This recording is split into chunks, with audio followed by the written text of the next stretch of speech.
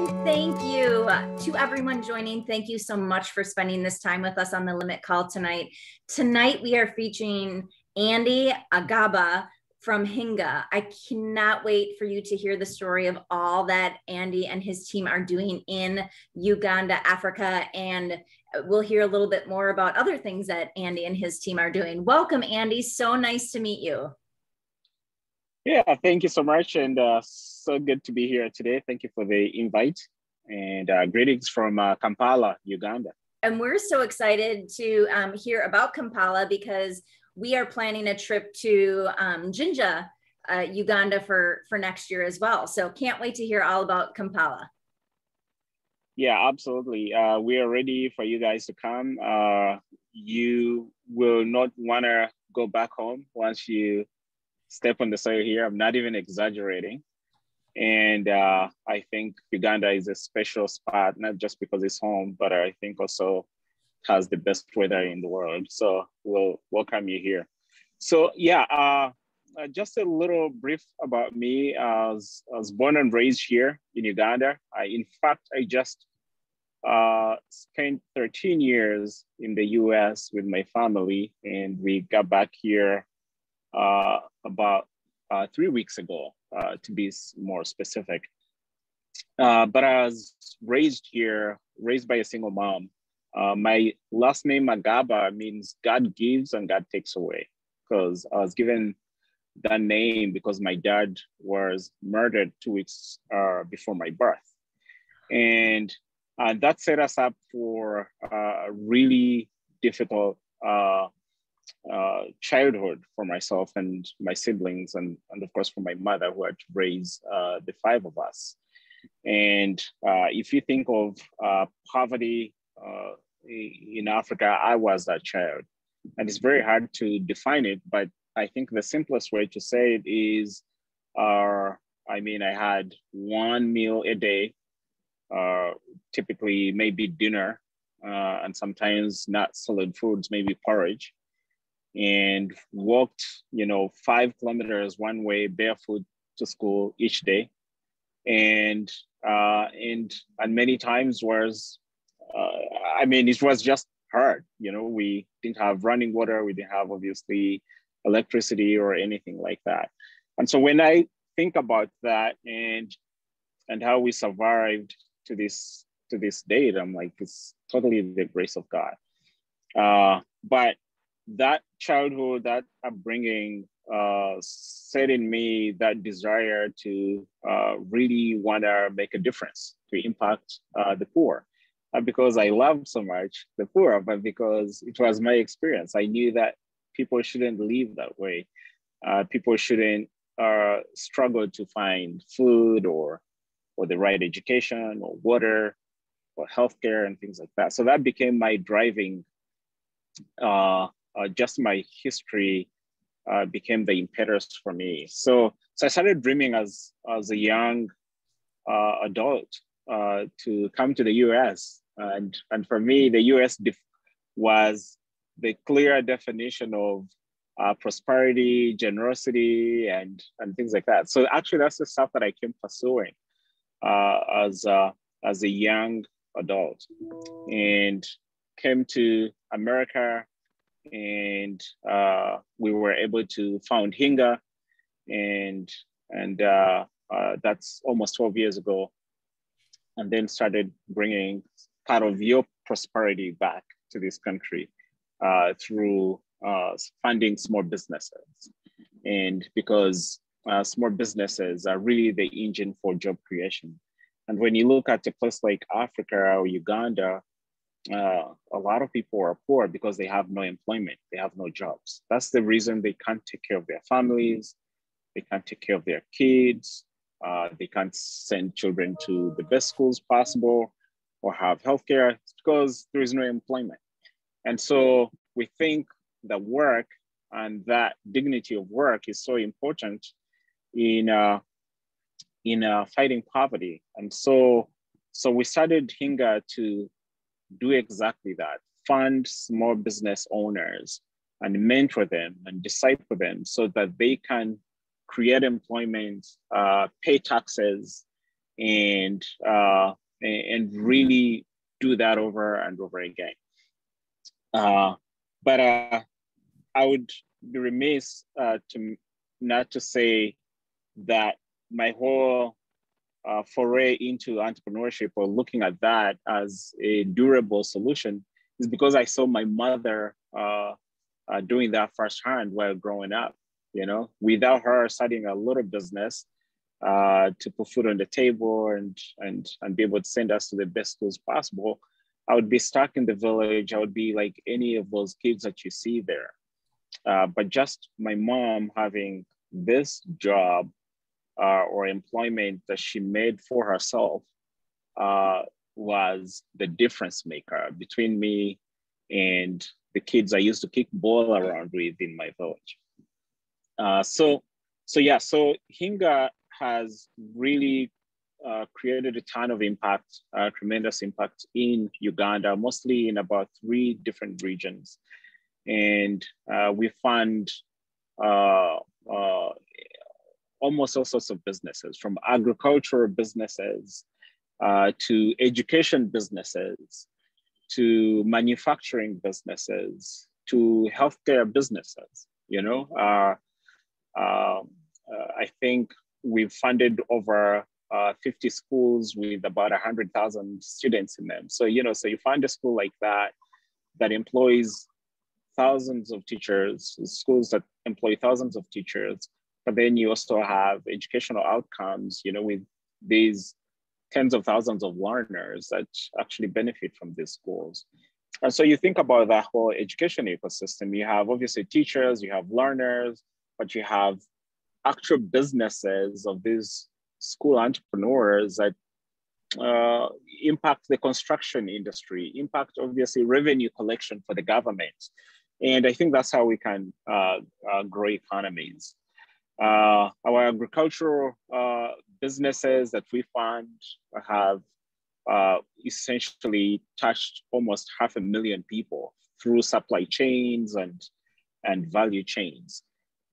And then the healthcare work that we are also very, very excited about. We just completed a hospital in May that,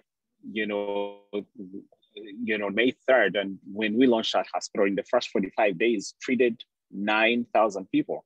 And these are not just, like some little feel good clinics, but actual hospitals where, you're treating women and mothers and children that need really good treatment at affordable prices. But I think we've combined philanthropy, raising money from donors and foundations and other people of goodwill with basically business arguments. I think that when you create sustainable ventures, that are run by some form of profit, you don't have to be extractive. You just say, but how can you sustain those things? We see that those things live, those things create impact beyond today, beyond tomorrow. Today, I just got back from one of the ventures that we fund, which, on any given day, they make about 125,000 masks, and so they're essentially making about 3.5 million masks a month, and that's at low capacity. They're employing over 50 young people, and obviously masks are saving lives here. So you look at all of those, that kind of impact, you're like, wow, what the power of business to transform lives is real. And so we feel blessed that we've been able to play our part in the business entrepreneurship ecosystem here. But there is so much more to be done because the youthful challenge of so many youth here that have no employment is real. Do you have any questions? Because I can I can go on like a motormouth, you know. Andy, Yeah. this is so incredible. And honestly, our whole team is quite a variety of people that will be coming to Uganda next year. So as you're telling us all these pieces, we have single, myself was a single mom for some amount of years. So we have nurses with us, we have practitioners that want to join us. So just the diversity of what you're sharing with what your organization has done and accomplished is so incredible. I'm so thankful we have you here to share it. I'd love to hear a little. I have a couple questions for you. One, sure. I'd love to hear a little bit about your mom. Is she there in Kampala with you, or is she in the U.S.? My mom is not in Kampala. My mom is in Bushenyi, which is the western part of the country. It's about 6 hours from Kampala, and so we see her occasionally. But she does not live here. She's still living. She's actually grieving right now because she just lost one of her second sons, but she's also resilient and strong amidst this loss. So, but when I was in high school, my oldest brother, my mother's son, died of AIDS because we actually didn't have money to buy medicine, you know? And so then my other brother that followed him just died 3 weeks ago of cancer. And so that also is some of the things that really make us want to succeed with some of the healthcare efforts that we do, because we see how important they are, not just for other people, but also for our own selves. So you think about healthcare, globally or even in the US alone, everybody has had either a loved one that has suffered, from an illness or actually suffered death. So these are some of the things that I think unite all of us in our pain,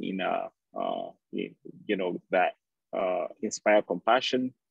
And for my mom, obviously, this is a tough period for her, but she's handling it, the best way you can. I'm a father. I lost a brother, but I don't know what it means to lose children, So, yeah.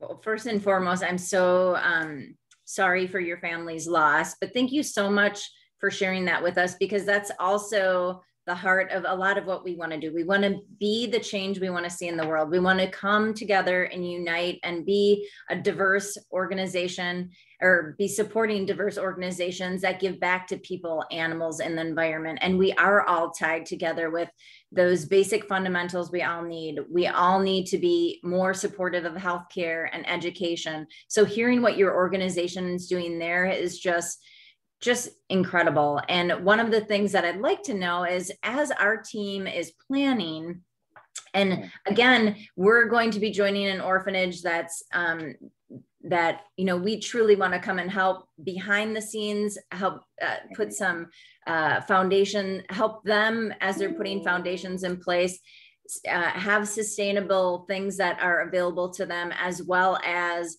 be able to go there and visit and participate however is needed. We're if knowing and hearing a bit about our story and what we're doing, is there anything you would suggest to us as our team is planning, or others that just want to go out there and make a small or a great impact? What would make the greatest impacts if you were to come to the area one time, or you're wanting to help behind the scenes in some way through what your organization has done? Where do you see that greatest impact that we can be contributing, and really that be long-term?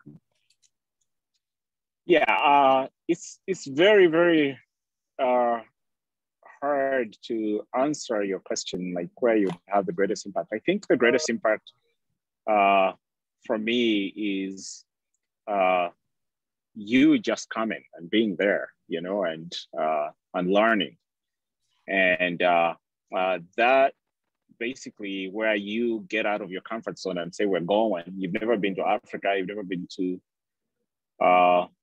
you've never had this kind of exposure, but saying, hey, we're going to go and submit ourselves and be humble and learn. I think that would be good. So the second thing, like, we don't work in orphan care. We've supported orphan ministries. It's an industry we don't understand very well, and but it's actually an industry in a place like Uganda, because Ginger is like a nonprofit, or rather, like an orphan care hub, if you will. And so with that, there is a lot of things, frankly, that, sometimes is, you have to investigate more and know exactly what's going on. But then there are other organizations that have done orphan care professionally and successfully, and learning from them is a good thing. I would be worried to make sure that whatever you plan to do is not perpetuating this kind of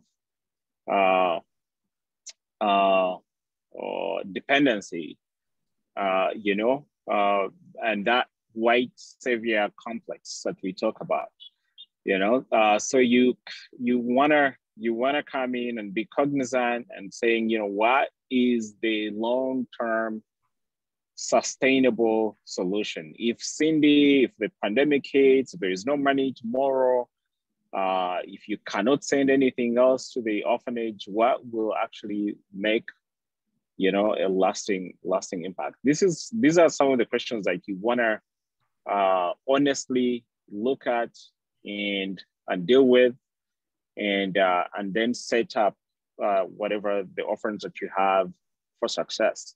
I think one of the largest orphan care ministries is asking me right now, not in Uganda, actually, I think globally, it's like, hey, like, we've done this, we've done that, we've done this, but now when we look at things, we don't think we've done, we've set these kids up for success beyond, orphan care. And then they're like, and we think we are failing.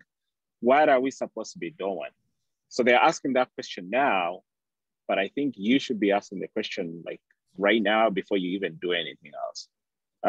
Actually, two organizations of similar have asked me the same thing.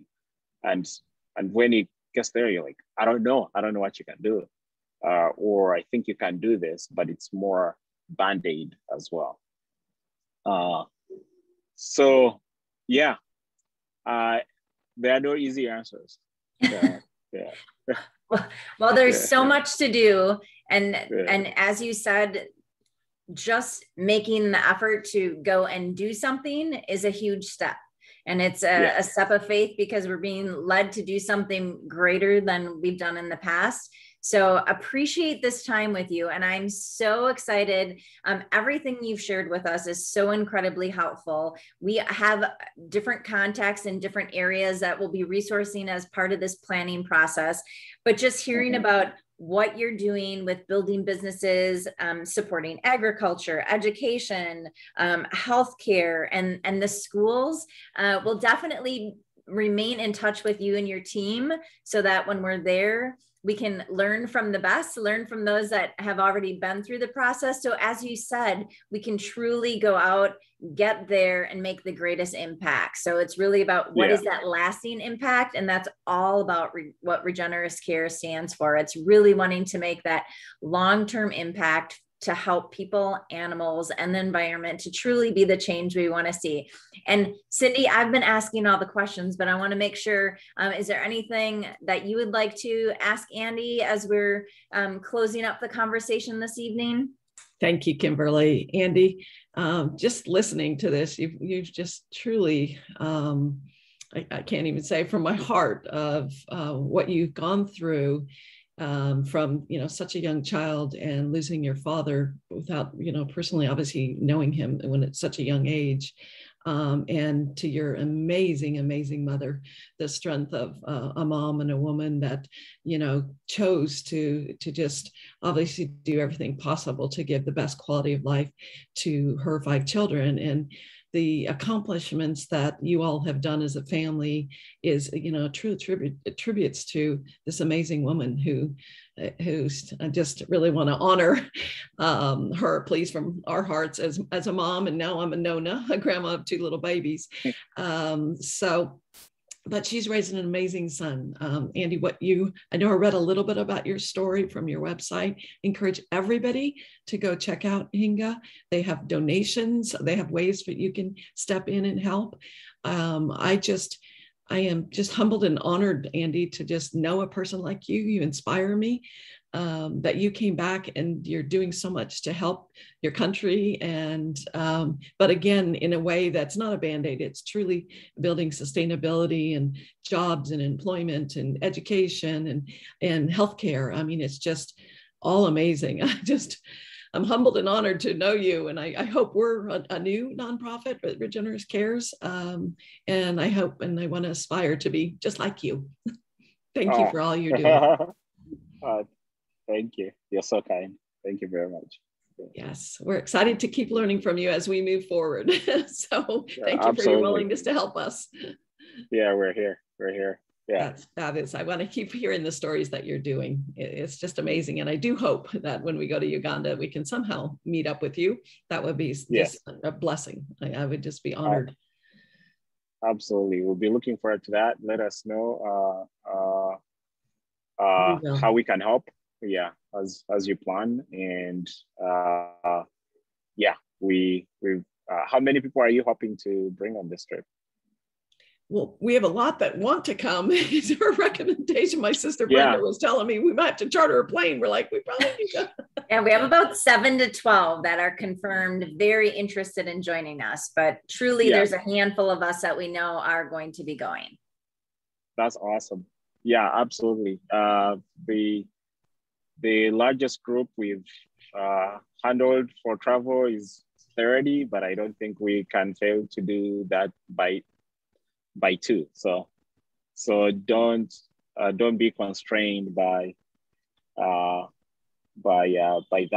If people want to come, we'll help handle it. Don't worry. Okay, thank you. Yeah. Everybody we talk to goes, we want to come. How can we help? We're like, yeah, we want people to come. That's what we want. Yep, that's right. Yeah. That's good to hear, Andy. Yeah. Thank you. Do you I know you're in Uganda now for I think you arrived back in 3 weeks ago. Will you be coming back to the United States again for visits? Yes, I'll be coming potentially 2 times a year, 2 to 3 times maybe, but most likely 2. And so maybe once in the fall and once in the spring. Oh, great. Well, maybe we'll get to meet you stateside too. Do you typically come to Colorado or? We typically come to San Francisco Bay Area. We have a good base of support there. Oh, wonderful. And then the East Coast, obviously Charlotte, Atlanta, and Texas as well, beginning to make that. Well, I'm Texas, so you let me know what I can do to help in Texas. Yeah, totally. We've just started making inroads as we were leaving the country, but we found really generosity there as well. Lots of generosity. So Colorado definitely open to it as well. So Wonderful. Thank you. Yeah. Wish you many blessings for everything you're doing. Thank you. Blessings to you as well. I think I'm excited about what you guys are doing. And I think the other question I would have would be, I want to understand more about your product lines and all that kind of stuff. Because, when you think about regenerative and stuff like that, product sourcing for materials should be coming from here. Because it's not even an exaggeration that if you throw a seed somewhere in Uganda, it will grow. Absolutely. You know, so if you're talking about like herbs and plants and whatever, Yes. I'm like, okay, how do we get some of that into your product line? Products, yes. Oh, totally. We source from Croatia. I actually met with a gentleman. I was in Knoxville, Tennessee. They have an orphanage they support, I think in Togo. Togo. I was trying to remember. They have a white oyster and moringa, I believe. Moringa is pretty big. I think the largest producer. The largest producer of moringa in the country here is a friend of mine. Okay. So I'm definitely very interested, because we source helichrysum from Croatia. We source our aloe from a very unique aloe. We actually provide what's called a hope blend through Manna Relief Ministry since the 1990s. And what that is to feed the children. It has an amazing immune modulation for fighting malnutrition. And it has multivitamins in it and all. It's a powder that they mix in the food. That's being provided in about 89 countries around the world. So there's just all kinds of things as we continue that we could, through our mindful marketplace or our own product formulas. I would love to talk to you about that, Andy. Yeah, and one quick idea is like the orphanage in Ginger should probably be selling product to you. Absolutely, that's what we said. For sustainability and things like That's our hope. Yes. All right. But all good ideas. We're aligned. Yeah. Yes. Let's keep talking, Andy. Absolutely. Andy, thank you so much for your time today, for sharing your beautiful story. We're so looking forward to staying connected with you and seeing how we all can help each other to grow and rise up and truly be that change we want to see. So thank you so much. It was truly, as Cindy had said, I couldn't echo it any more beautifully than what she already shared, but we're so humbled by just knowing you and learning more from you. So thank you so much. We are so incredibly grateful for the time that you made for us today, and just continuing to have these conversations to see how we can help really establish more of that sustainability worldwide.